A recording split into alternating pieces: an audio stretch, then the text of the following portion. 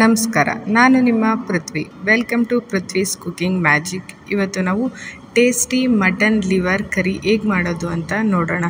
ಚಪಾತಿಗೆ, ದೋಸೆಗೆ, ಮುದ್ದೆ ಜೊತೆ ಅಂತೂ ತುಂಬಾ ಟೇಸ್ಟಿಯಾಗಿರುತ್ತೆ. ನೀವು ಒಂದ್ಸಲಿ ಟ್ರೈ ಮಾಡಿ ಹೇಗಿರುತ್ತೆ ಅಂತ ಹೇಳಿ. ಮೊದಲು ಒಂದು ಮಸಾಲ ರೆಡಿ ಮಾಡ್ಕೋಬೇಕು. ಅದಕ್ಕೆ ಒಂದು ದಪ್ಪ ಈರುಳ್ಳಿನ ಕಟ್ ಮಾಡಿ ಮಿಕ್ಸಿ ಜಾರ್ಗೆ ಹಾಕ್ಕೊತಾ ಇದ್ದೀನಿ. 4 ಹಸಿರು ಮೆಣಸಿನ್ಕಾಯಿನ ಹಾಕ್ಕೊತಾ ಇದ್ದೀನಿ ಮತ್ತು 2 ಟೊಮೊಟೊನ ಚೆನ್ನಾಗಿ ವಾಶ್ ಮಾಡಿ ಕಟ್ ಮಾಡಿ ಹಾಕ್ಕೊತಾ ಇದ್ದೀನಿ. ಟೊಮೊಟೊನ ಹಾಕಿದ್ರೆ ತುಂಬ ಟೇಸ್ಟಿಯಾಗಿರುತ್ತೆ. ಅದಕ್ಕೋಸ್ಕರ ಸ್ವಲ್ಪ ಶುಂಠಿನ ಹಾಕ್ಕೊತಾ ಇದ್ದೀನಿ. 2 ಬೆಳ್ಳುಳ್ಳಿ ಬಿಡಿಸಿರೋದನ್ನ ಹಾಕ್ಕೊತಾ ಇದ್ದೀನಿ. ಪುದೀನ ಸೊಪ್ಪು ಸ್ವಲ್ಪ, ಕೊತ್ತಂಬರಿ ಸೊಪ್ಪು ಸ್ವಲ್ಪ, ಇಷ್ಟನ್ನು ಹಾಕ್ಕೊಂಡು ಇದ್ರ ಜೊತೆಗೆ ನಾನು 1 ತೆಂಗಿನ ತುರಿನ ಹಾಕ್ಕೊತಾ ಇದ್ದೀನಿ. ಸ್ವಲ್ಪ ನಾನು ಜಾಸ್ತಿ ತೆಂಗಿನ ತುರಿನ ಹಾಕ್ಕೊತಾ ಇದ್ದೀನಿ, ಯಾಕೆಂದರೆ ಸ್ವಲ್ಪ ಜಾಸ್ತಿ ಗ್ರೇವಿ ಬೇಕು ಅಂತ. ನೀವು ಕಡಿಮೆ ಬೇಕು ಅಂತಂದರೆ ಸ್ವಲ್ಪನೇ ತೆಂಗಿನ ತುರಿನ ಹಾಕ್ಕೊಂಡಿರಿ. ಸ್ವಲ್ಪ ಲವಂಗ ಹಾಕ್ಕೊತಾ ಇದ್ದೀನಿ, 1 ಇಂಚು ಚಕ್ಕೆ ಹಾಕ್ಕೊತಾ ಇದ್ದೀನಿ. ಇದಕ್ಕೆ 2 ಸ್ಪೂನಷ್ಟು ಮೆಣಸಿನ ಕಾಳು ಹಾಕ್ಕೊತಾ ಇದ್ದೀನಿ ಮತ್ತು 2 ಸ್ಪೂನು ಕಡಲೆ ಹಾಕ್ಕೊತಾ ಇದ್ದೀನಿ. ಇಷ್ಟನ್ನು ಹಾಕ್ಕೊಂಡು ರುಬ್ಕೋಬೇಕು. ಈಗ ಒಂದು ಕಡೆಗೆ ಕುಕ್ಕರ್ಗೆ 2 ಸ್ಪೂನ್ ಆಯಿಲ್ ಹಾಕಿ ಸ್ವಲ್ಪ ಬಿಸಿ ಆಗೋ ತನಕ ನೋಡ್ಕೊಳ್ಳೋಣ. ಅದು ಬಿಸಿ ಆದಮೇಲೆ 1 ಈರುಳ್ಳಿ ಕಟ್ ಮಾಡಿರೋದನ್ನ ಹಾಕಿ ಸ್ವಲ್ಪ ಚೆನ್ನಾಗಿ ಫ್ರೈ ಮಾಡ್ಕೊಳ್ಳೋಣ. ಈರುಳ್ಳಿ ಸ್ವಲ್ಪ ಪಿಂಕ್ ಕಲರ್ ಬರಬೇಕು, ಅಲ್ಲಿ ತನಕ ಸ್ವಲ್ಪ ನೀಟಾಗಿ ಫ್ರೈ ಮಾಡ್ಕೊಳ್ಳೋಣ.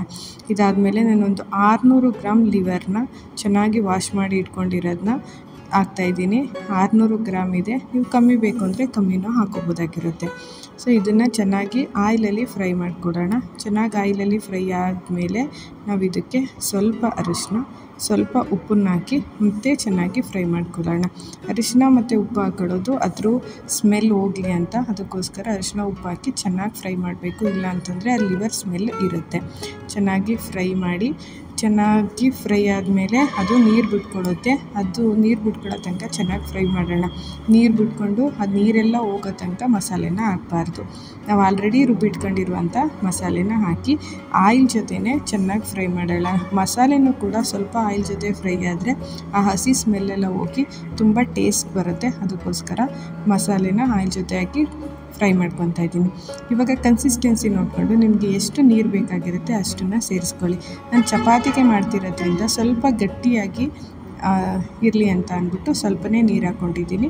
ನೀವು ಸ್ವಲ್ಪ ಸಾಂಬಾರು ಥರ ಬೇಕು ಅಂತಂದರೆ ಸ್ವಲ್ಪ ಜಾಸ್ತಿ ನೀರನ್ನ ಸೇರಿಸ್ಕೊಳ್ಳಿ. ನಾನು ಇದಕ್ಕೆ 2 ಸ್ಪೂನು ಮಟನ್ ಸಾಂಬಾರು ಪುಡಿನ ಹಾಕ್ಕೊತಾ ಇದ್ದೀನಿ. ನಾನು ಒಂದು ವೀಡಿಯೋದಲ್ಲಿ ಮಟನ್ ಸಾಂಬಾರು ಪುಡಿ ಹೇಗೆ ಮಾಡೋದು ಅಂತಲೂ ಕೂಡ ಮಾಡ್ತೀನಿ.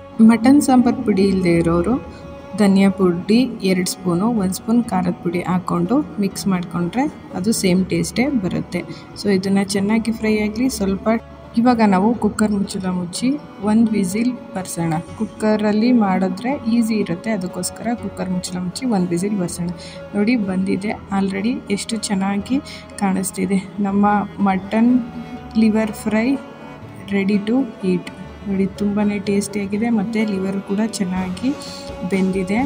ತುಂಬ ಟೇಸ್ಟಿಯಾಗಿರುತ್ತೆ. ನೀವು ಒಂದ್ಸಲಿ ಮನೇಲಿ ಟ್ರೈ ಮಾಡಿ ಹೇಗೆ ಬಂತು ಅಂತ ನನಗೆ ಹೇಳಿ.